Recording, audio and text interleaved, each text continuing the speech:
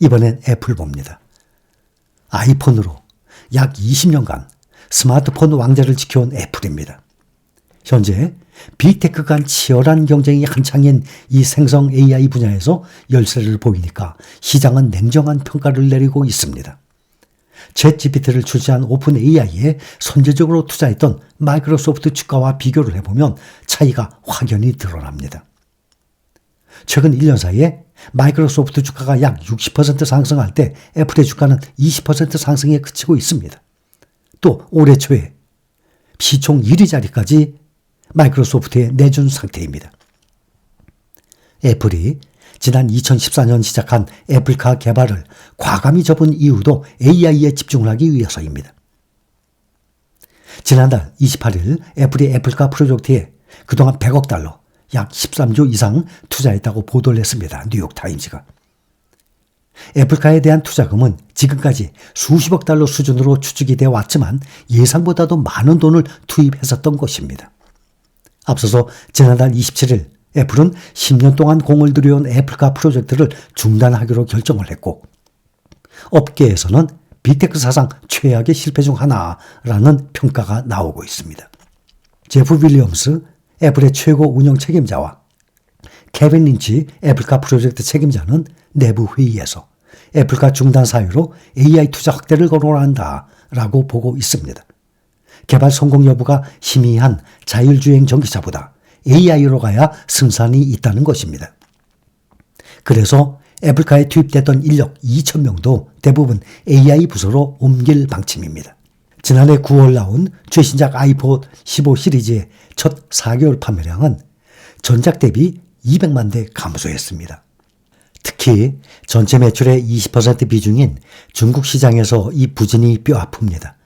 지난해 4분기 애플의 중국 매출은 전년 동기 대비 13% 줄어들었습니다. 업계에서는 자국 제품인 화웨이 등을 밀어주는 중국인들의 애국 소비 영향 탓으로 보고 있습니다.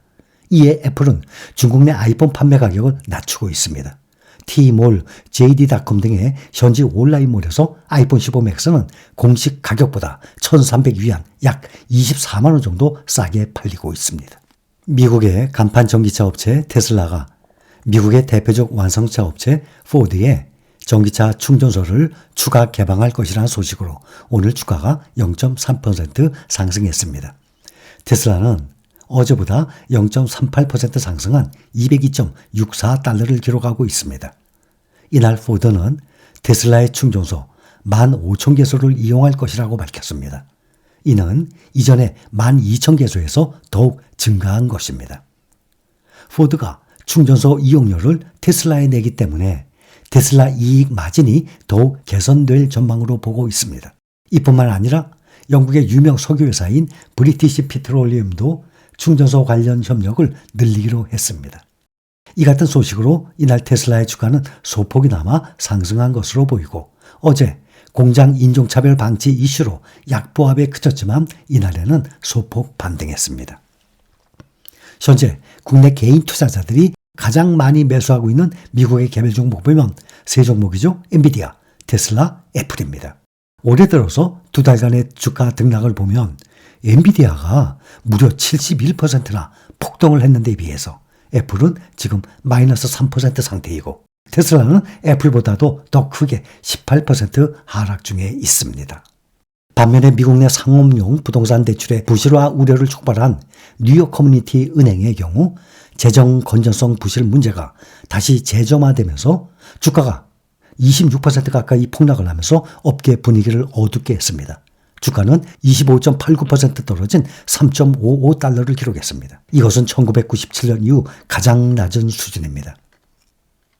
주가는 상업용 부동산 시장 노출에 대한 우려로 올해 들어서만 65% 떨어졌어요. 비효과적인 감독, 위험평가 및 모니터링 활동으로 대출 심사 방법과 이것과 관련된 내부 통제에 중대한 약점을 발견했다고 밝힌 것이 주가 하락으로 이어졌습니다.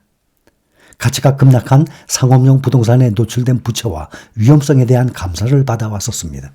지난해 실리콘밸리 은행을 비롯한 지역 은행들의 파산으로 미국 은행 산업이 혼란을 겪은 지 약 1년 만에 상업용 부동산 문제가 부각되면서 지역은행 위기가 재점화될 수 있다는 우려가 제기되고 있습니다. 다만 일부 전문가들은 이번 사태가 이 은행에 국한된 것이며 다른 지역 은행으로 확산하지는 않을 것으로 보고 있습니다. 미국의 연방준비제도가 올해 아예 금리 인하에 나서지 않을 수도 있다라는 전망도 나오고 있어요. 인플레이션, 물가 상승이 다시 뛰고 있어서 금리 인하가 연기될 것이라는 전망을 보고 있습니다. 서비스 물가가 뛰는 것 역시 금리 인하를 늦출 수 있다는 지적도 나오고 있습니다. 미국 증시는 인플레이션 하락과 미국 경제 회복세에 대한 기대감으로 최근 몇 주간 꾸준히 상승세를 이어가고 있습니다. 뉴욕 증시 전문가들은 상대적으로 경제가 잘 버티는 가운데 고금리 환경이 끝나가고 있다는 점은 증시에 좋은 일이라고 말하고 있습니다. CFRL의 샘 스토볼 전략가는 인플레이션이 약간 끈질기게 이어가고 있지만 경제가 잘 버티고 있기 때문에 연준이 금리 인하를 더 느리게 진행할 것이라면서 오히려 공격적으로 금리를 인하할 필요가 없다는 점은 오히려 좋은 것이다 라고 말했습니다.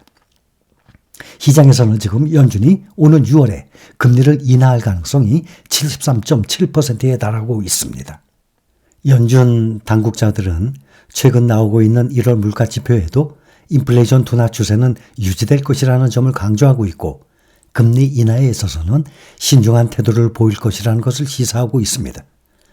토머스 바킨 리치먼드 연방준비은행 총재는 연준이 언제 금리 인하를 시작할지 예측하기는 너무 이르다면서 결정을 서두르지 않을 것이라고 말했습니다. 아드리아나 쿠글러 연준 이사는 노동시장이 크게 악화하지 않으면서 인플레이션을 계속 낮출 수 있을 것으로 조심스럽게 낙관한다라고 말했습니다. 크리스토퍼 월러 연준 이사는 대차 대조표의 축소는 금융시장에 부담을 주지 않으면서 한동안 지속할 수 있을 것이라고 말했습니다.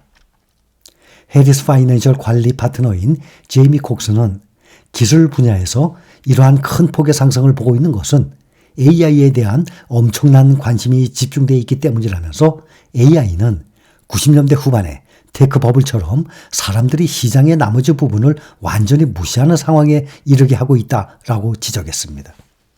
요즘 미국 증시가 그야말로 화랑세를 보이면서 주가가 폭등하고 있는 모습입니다. 개별 종목들 보면 단기간에 60% 이상, 40% 이상 폭등하는 주식들이 수두룩하고 그런 상황에 7대 빅테크 회사들이 주식시장 화랑세를 이끌고 있는 분석입니다. 매그니피센트 7, 7대 빅테크 기업들이 미국 증시 전체 시가총액의 약 26%까지 차지하고 있고 13조 3천억 달러로 중국 전체 시가총액 11조 5천억 달러보다 많습니다. 올해 2024년도 들어서만 2개월 만에 이들 7대 빅테크 종목 주가가 평균 14% 급등한 상태입니다. 시티그룹은 앞으로 AI 상승세 계속 유지될 것으로 전망을 하고 있고 모든 기업이 AI 칩을 구매하기 시작했다는 사실을 지적을 하면서 엔비디아는 사실상 AI 반도체 공급 부문에서 거의 독점적 지위를 가지고 있습니다. 그런데 수요가 너무 많아서 감당하기가 어려운 상황이라고 합니다. 기업들이 엔비디아에 주문을 해도 오랜 시간 기다려야 하는 것이 현실이고 AMD 역시 AI 칩을 만들고 있는데 엔비디아가 수요를 감당 못하는 이 상황을 파고들어서 엔비디아의 대안으로 다른 기업들의 주목을 받고 있는 상황입니다. AMD의 주가도 지금 연일 사상 최고가를 경신 중에 있으면서 최근 5년간의 주가 상승폭을 보면 23달러에서 5년 전 23달러에서 지금 202달러로 거의 10배 가까이 오른 상황입니다.